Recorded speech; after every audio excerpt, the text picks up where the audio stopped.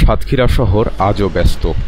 রিকশা চলছে, বাজার জমে উঠেছে, শিশু থেকে বৃদ্ধ সবাই দিন যাপন করছে তাদের মতো করে। কিন্তু শহরের এই দৈনন্দিনতার আড়ালে এক ভয়ঙ্কর নীরব বিপদ ক্রমশ ছড়িয়ে পড়ছে আমাদের শরীর ও সমাজে। নাম ড্রিঙ্কিং ওয়াটার। একটি বোতল বা জারে আপনি যেটা পানি হিসেবে পান করছেন তা আদৌ কি পানযোগ্য, নাকি মৃত্যুর নীরব ফাঁদ?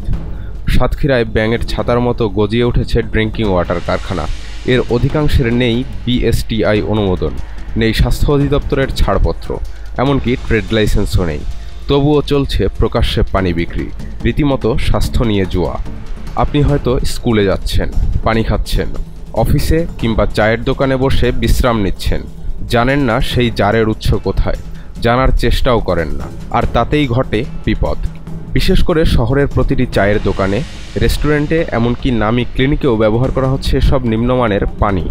শুধু 5টি প্রতিষ্ঠান, রিমঝিম, তাহা, হক, শিল্পী ও উত্তরণ বিএসটিআই অনুমোদিত।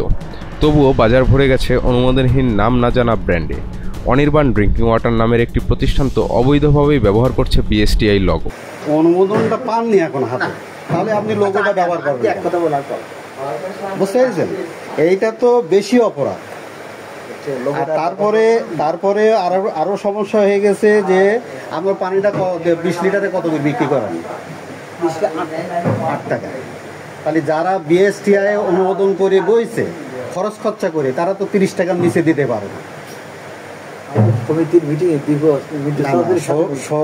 মিটিং যদি হয় তাহলে সেটা গেল আলাদা কথা। 10 টাকা 1 টাকা বাড়াই দিলে আমার এখানে একটা পানি বুঝতে পারছি, কিন্তু যদি আপনি সমিতির ভিতরে থাকেন তাহলে তো 2 রকম হবে না। হবে এখন ওইটা ব্লকে আমরা পানি দেন। হ্যাঁ, এই জায়গার পানি দেই। কত করে? 8 টাকা না 10 টাকা পানি বিক্রি হয়? এই পানি কিন্তু আমরা কিনি 10 টাকা। 10 টাকা অনুমোদিত না তো।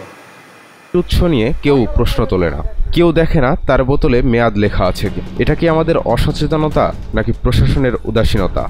জেলা প্রশাসন বলছে অভিযান চলবে, স্বাস্থ্য বিভাগ বলছে তালিকা তৈরি হচ্ছে, কিন্তু মানুষ বলছে পানির মতো মৌলিক অধিকার যখন বিষে পরিণত হয় তখন সেটা শুধু জনস্বাস্থ্যের সমস্যা নয়, তা হয় জাতীয় নিরাপত্তার সংকট।